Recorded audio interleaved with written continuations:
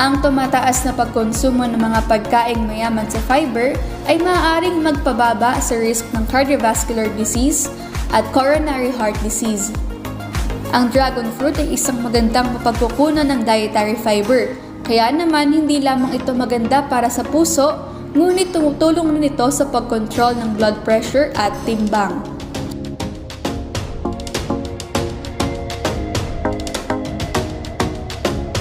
May help suppress arthritis pain.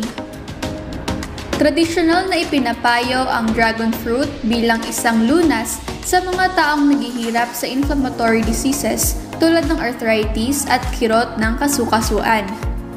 Ang dragon fruit ay mayroong malakas na anti-inflammatory at antioxidant properties.